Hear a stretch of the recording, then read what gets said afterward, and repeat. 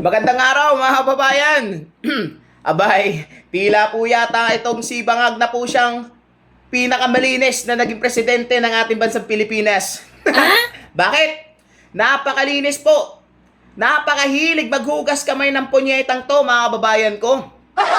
Kanina po sa kanyang BBM podcast na sinusubaybayan ng kanyang mga supporters na Bangag din, mga kababayan, naglabas po siya ng salaysay nasa loob po sinisisi ang dating administrasyon sa lahat ng mga korap na nangyayari ngayon sa bansang Pilipinas. 3 taon na po ang lumipas mga kababayan ko.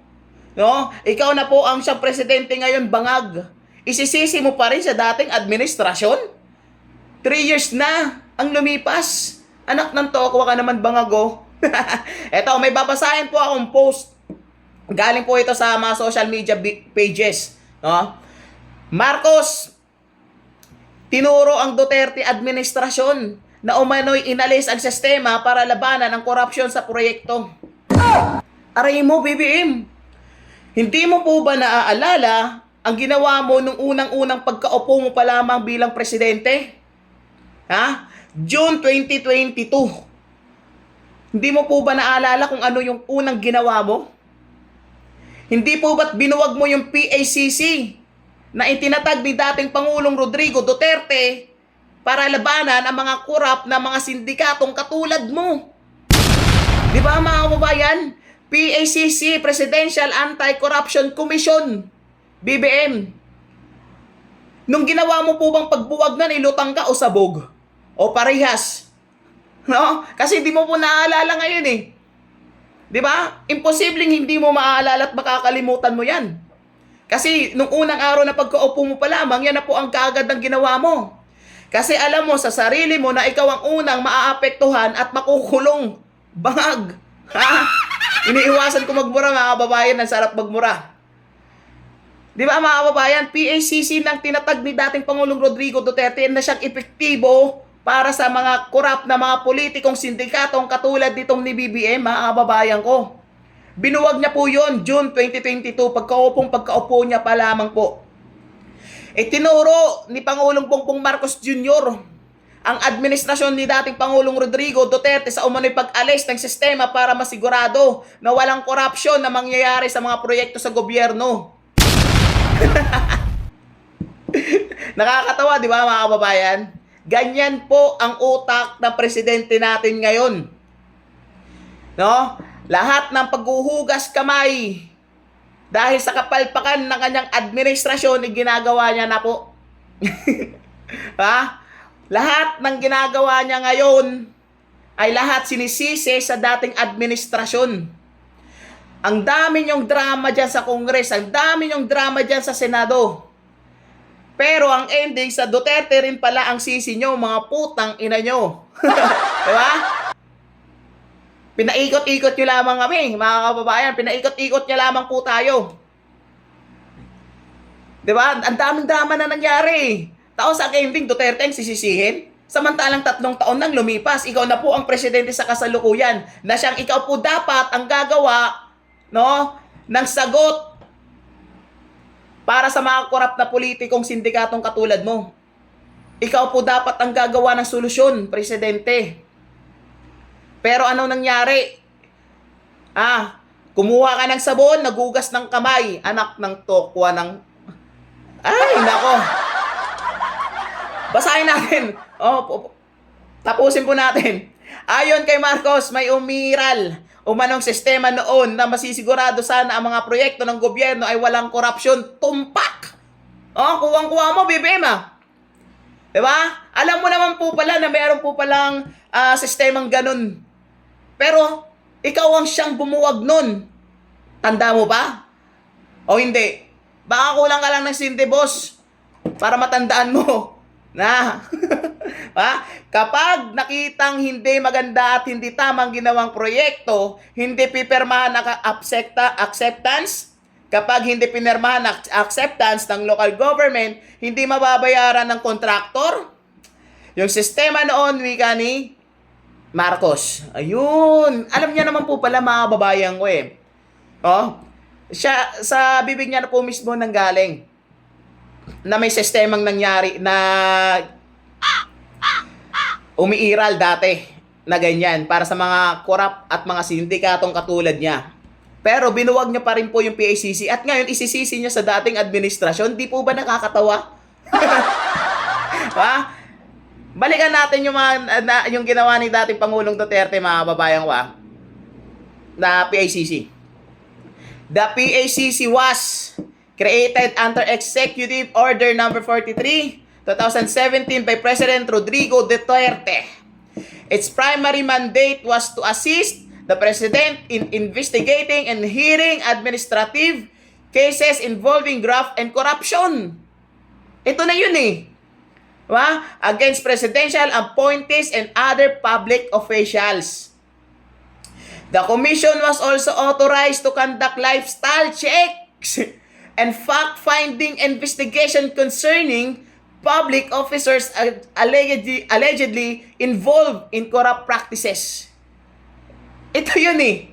Ito yung tinutukoy ni BBM Bangag, mga kababayan ko, na PACC, na siya rin pong nagbuwag. Siya rin po nagbuwag. Di ba? Ito yung sinasabi niyang umiiral na sistema para labanan ng mga sindikatong politiko na katulad niya. Di ba? Pero anong ginawa niya? Binuwag niya noong June 2022. Pagkaupo niya pa lamang po, mga kababayan ko. Bakit? Kasi alam niya po sa sarili niya na siya ang unang-unang makukulong. Alam niya po sa sarili niya na siya ang unang maaapektuhan. Di ba? Mga kababayan ko, alam niya po kasi sa sarili niya na lahat ng mga galamay niya, lahat ng mga kawani niya sa administrasyon ngayon ay sangkot sa napakalaking sindikato dito sa bansang Pilipinas. Di ba, mga kababayan?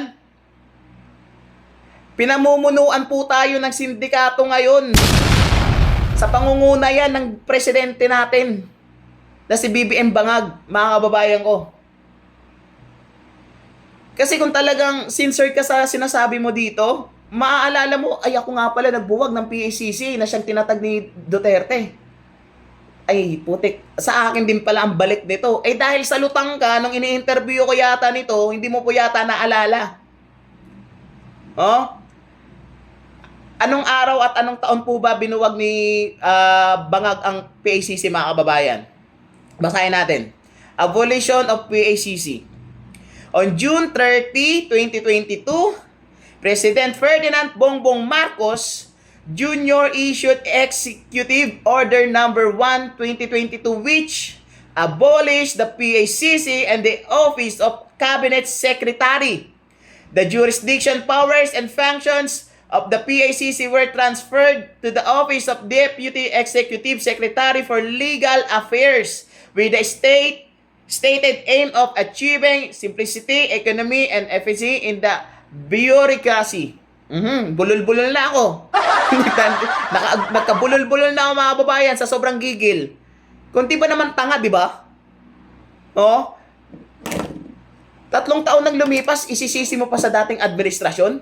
Hindi mo po ba kaya, BBM, Mr. President, na harapin ang kapalpakan ng iyong administrasyon ngayon na hindi mo po ba kaya na hindi isisi sa mga Duterte ang mga nangyayaring kapalpakan na ginagawa ng mga kawani mo? Ayun, di ba? Kaya wag po kayo, sa mga nanonood dito, wag po kayong magpapauto sa Bangag na to, mga babae ko. Wag po kayong maniniwala sa kanyang nilalabas na si dating Pangulong Duterte ang siyang nagbuwag, nagtanggal ng sistema para labanan itong mga mga korap na politikong katulad nito ni BBM. Wag po kayong maniniwala doon. Wag po kayong maliligaw. Kasi alam nyo po yan sa sarili nyo, mga kababayan. Alam nyo po yan na ang dating Pangulo ang siyang nagtatag niyan ng PACC. Para labanan itong katulad ni BBM, mga kababayan. Wag na po tayo magpapautos sa Bangag na to. At ang mapapaniwala lang na Bangag na to, mga kababayan ko, ang siyang mga supporter niya ring Bangag na hanggang ngayon ay bulag pa rin po sa mga nangyayaring katotohanan sa bansang Pilipinas, na hindi nila alam na ang sindikato na BBM na to ang siyang tawag dito nagpapahirap sa ating mga Pilipino. Di ba mga babayan ko?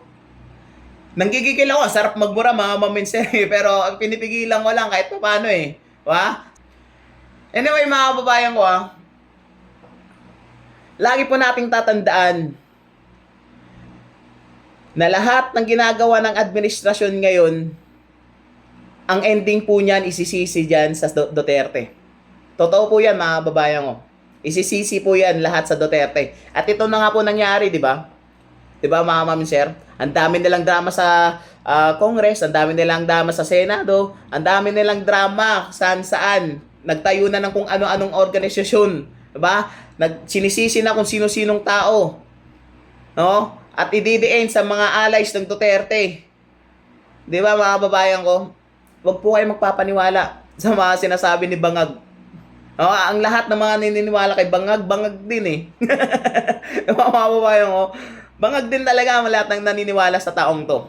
Diba? Kasi alam mo naman yung totoo eh.